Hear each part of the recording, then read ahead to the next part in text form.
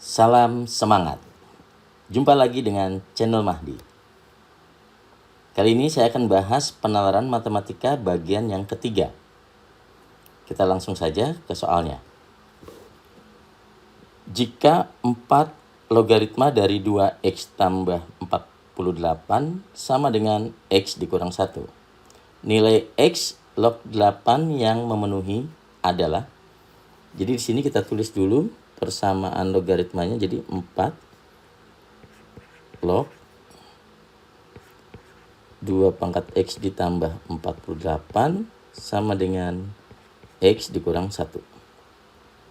Nah, ini sifat yang kita gunakan adalah jika A log B sama dengan C, ini bisa kita ubah dalam bentuk bilangan berpangkat, yaitu B sama dengan A pangkat C.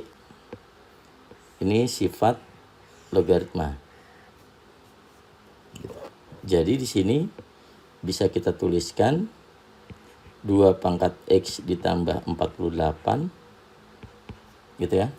Jadi maksudnya A-nya di sini 4. Kemudian 2 pangkat x tambah 48 itu adalah B-nya, dan x kurang 1 itu adalah C-nya.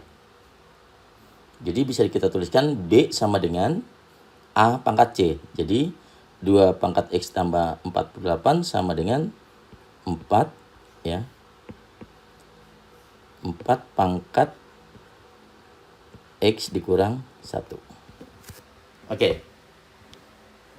Nah, di sini untuk sifat bilangan berpangkat, kalau ada A pangkatnya M ditambah N, itu sama aja A pangkat M dikalikan A pangkat N. Ya. Jadi sifat eksponen ini kita gunakan untuk yang bagian kanan. Jadi ini berarti 4 pangkat X dikali 4 pangkat min 1. Yang kiri tetap ya.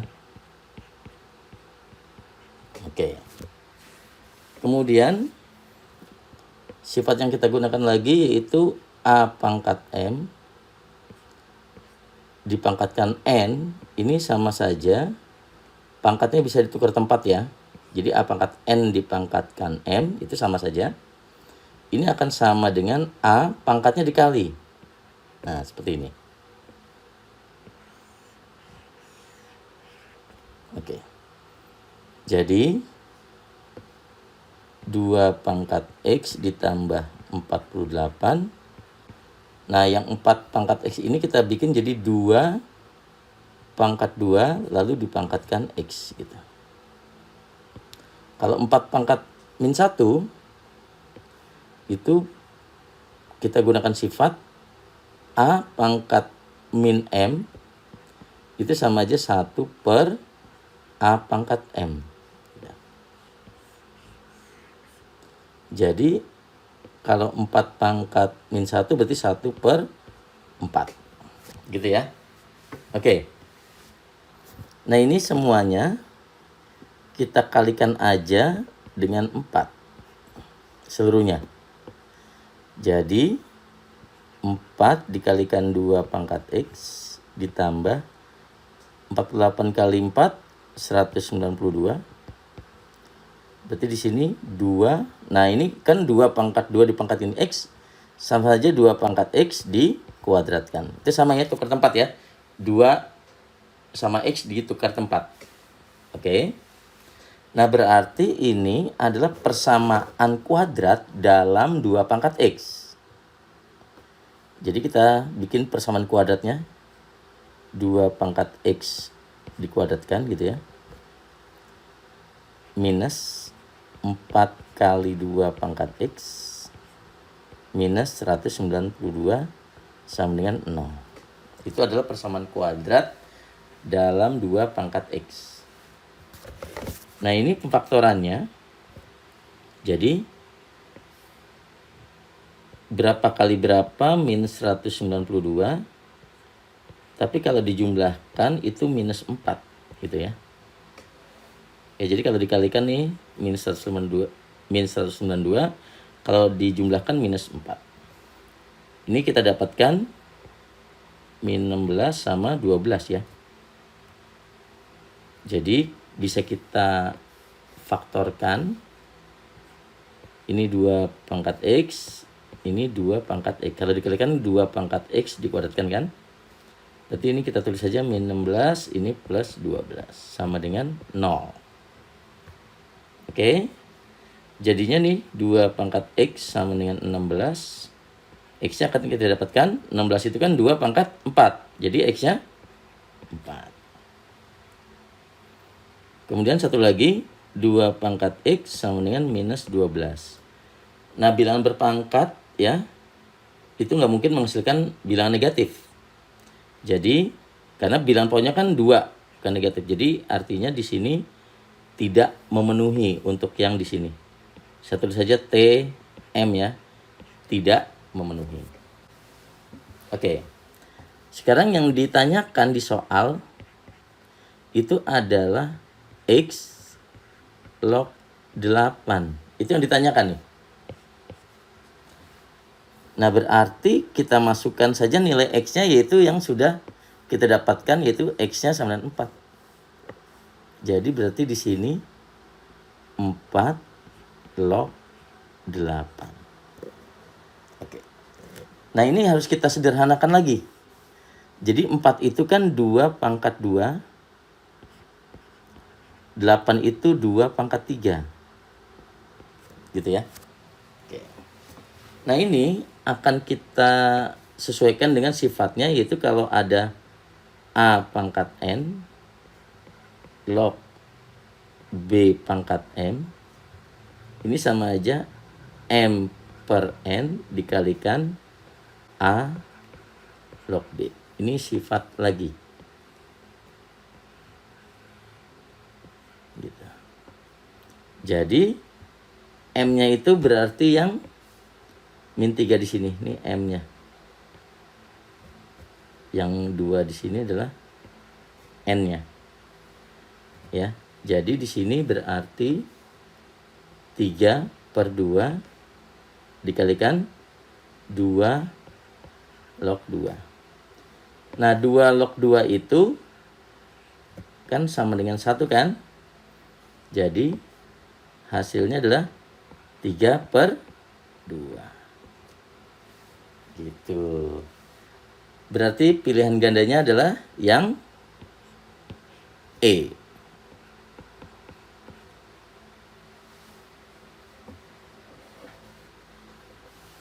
Oke, kita lanjutkan soal berikutnya. Nomor 8. Diketahui X ditambah Y ditambah Z sama dengan 2023 dan X per Y tambah Z ditambah Y per X tambah Z ditambah Z per X tambah Y sama dengan 2020. Yang ditanya nilai 1 per X tambah Y ditambah 1 per Y tambah Z ditambah 1 per X tambah Z. Jadi di sini kuncinya adalah kita harus mendapatkan unsur yang sederhana ini. Ya, pada persamaan yang keduanya gitu. Jadi ini kan persamaan pertama, ini persamaan kedua. Saya tulis persamaan keduanya, yaitu X per Y tambah Z gitu. Ini penjumlahannya saya agak jauhin sedikit ya, biar nanti apa yang mau kita lakukan ya kelihatan nanti. Ini Y per X tambah Z. Di sini juga Z per X tambah Y sama dengan 2020. Nah, kita kan harus mendapatkan X tambah Y tambah Z tuh. Berarti karena pembilang yang di atas ya, X itu, supaya dapatkan X tambah Y tambah Z, itu kan kita tambahkan Y tambah Z dong. Gitu. Nah, supaya atasnya bisa langsung dijumlahkan, maka bawahnya itu harus sama dengan yang di sini kan? Berarti kebenaran sama tuh. Berarti, nah, Udah sama nih penyebutnya dengan ini. Oke. Kemudian begitu juga dengan Y per X tambah Z. Supaya ada X tambah Y tambah Z, berarti di sini tambahkan X tambah Z gitu ya. Berarti per ini juga harus sama dengan yang di sini. Jadi X tambah Z juga. Berikutnya Z per X tambah Y, karena ini pembilangnya Z, supaya mendapatkan X tambah Y tambah Z berarti tambahkannya X tambah Y kan. Nah penyebutnya biar sama juga, berarti X tambah Y gitu. Oke. Nah karena ini nilainya 1 kan, Y per Z, Y tambah Z per Y tambah Z 1. Ini juga 1 nilainya, ini juga 1. Artinya ruas kiri itu kan ditambahkan 1 tambah 1 tambah 1. Itu artinya tambah 3 kan. Maka ruas kanan juga ditambahin 3. Jadi tidak mengubah nilai semula. Oke. Nah sekarang kita sederhanakan. Ini penyebutnya Y tambah Z. Maka yang di atas X tambah Y tambah Z. Berikutnya ini bawahnya udah sama, yaitu X tambah Z. Yang atas kan Y tambah X tambah Z. Itu akan sama dengan X tambah Y tambah Z. Betul? Selanjutnya ini juga sama, bawahnya yaitu X tambah Y. Maka yang atasnya X tambah Y tambah Z. Sama dengan 2020 tambah 3, 2023. Oke. Nah berarti bisa dong kita masukkan tuh, substitusikan dari persamaan 1 yang X tambah Y tambah Z menjadi 2023. Ya enggak? Jadi berarti kalau ini saya bagi dengan 2023, ya kita tahu bahwa yang ini kan nilainya 2023, ini juga 2023, ini juga 2023. Gitu kan? Berarti kalau kita bagi dengan 2023, ya,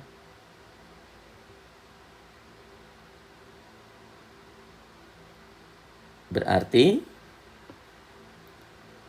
1 per Y tambah Z ditambah 1 per X tambah Z ditambah 1 per X tambah Y. 2023 dibagi 2023, 1. Ini kan udah sama sesuai yang ditanyakan. Coba kita lihat di sini. 1 per Y tambah Z ini 1 per Y tambah Z. Kemudian 1 per X tambah Z, 1 per X tambah Z, ya udah ada. Ini 1 per X tambah Y, ini juga 1 per X tambah Y. Berarti hasil di sini memang 1 hasilnya. Jadi pilihan gandanya adalah yang B. Oke. Kita lanjutkan. Nomor 9. Akar-akar dari X kuadrat ditambah X dikurang 3 sama dengan 0 adalah X1 dan X2. Nilai dari X1 kuadrat dikurang 4X1 kali X2 dikurang X2 sama dengan berapa gitu ya. Jadi di sini X1 dan X2 itu kan merupakan solusinya kan? Solusinya. Jadi kalau di sini persamaan kuadratnya itu adalah X kuadrat ya, X kuadrat ditambah X dikurang 3 sama dengan 0. Jadi kalau dimasukkan X-nya itu sebagai X1, jadi X1 kuadrat ditambah X1 dikurang 3 gitu. Itu artinya solusinya kan? Tinggal dimasukin saja solusinya. Jadi itu memenuhi persamaan tersebut. Nah, sekarang coba kita lihat yang ditanyakan. Yang ditanyakan itu adalah, ya, di sini ya. Yaitu yang ditanyakan ya, X1 kuadrat dikurang 4 kali X1 kali X2 dikurang X2. Ini yang ditanya. Berarti kita satu-satu dulu nih. Yang pertama kita mau mendapatkan X1 kuadrat tuh berapa gitu ya. Nah, berarti dari sini nih. Yang tadi sudah kita tulis. Berarti kalau untuk mendapatkan X1 kuadrat ya sama dengan pindah ruas saja tuh. 3 dikurang X1. Ya, berarti di sini 3 dikurang X1. Nah, itu untuk X1 kuadrat. Oke ya. Nah, sekarang X1 kali X2. Ya, saya ingatkan. Kalau persamaan kuadrat AX kuadrat ditambah BX ditambah C sama dengan 0. Dan persamaan kuadratnya adalah X kuadrat ditambah X dikurang 3 sama dengan 0. Berarti kelihatan di sini A-nya itu berarti 1, B-nya 1, C-nya min 3 kan. Nah, kalau hubungan antara X1 sama X2-nya, jadi untuk X1 dikalikan X2, itu kan C per A kan. Nah, C-nya itu minus 3 per A-nya 1. Nah, per satunya nggak usah ditulis kan. Jadi X1 kali X2 itu min 3. Tapi yang diinginkan di soal di sini kan min 4X1 kali X2 gitu. Ini berapa? Berarti dikalikan min 4 dong yang di sini tadi. Coba saya kalikan dengan minus 4. Jadi minus 4 kali X1 kali X2. Nah, karena ruas kiri dikalikan minus 4, berarti yang kanan yang min 3 itu dikalikan minus 4, 12. Ya, jadi ini 12 gitu ya. Oke, coba ini kita jumlahkan dulu.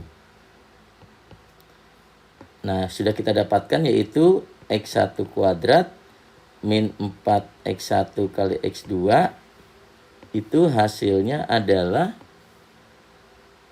3 tambah 12 kan 15 min X1. Oke.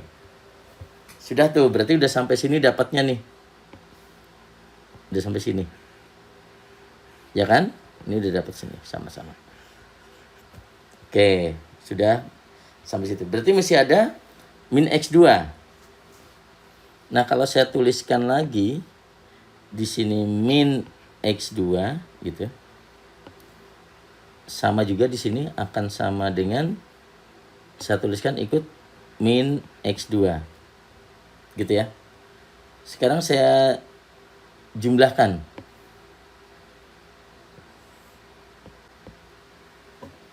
Yang ruas kiri X1 kuadrat min 4X1 kali X2 min X2, ya kan?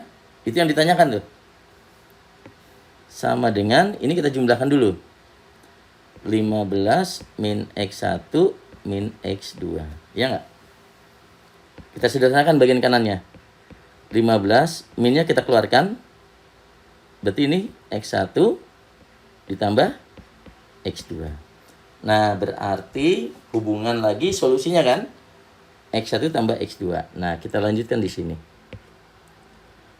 Untuk X1 ditambah X2, itu akan kita dapatkan min B per A kan? Jadi, X1 ditambah X2 itu adalah min B. B-nya itu 1, berarti jadi min 1. Per A, A-nya kan 1. Nah, jadi otomatis untuk kita lanjutkan yang ini. Saya tuliskan lagi ya sini. Jadi X1 kuadrat dikurang 4X1 kali X2 dikurang X2. Ya, itu sama aja 15 dikurang gitu kan. Nah, X1 tambah X2 kita masukkan dapatnya min 1. Jadi ini gitu. Berarti kan jadinya 15 ditambah 1. Jadi hasilnya 16. Jadi jawabannya adalah yang D. Oke. Demikian pembahasan penalaran matematika bagian yang ketiga. Semoga bermanfaat. Sampai jumpa.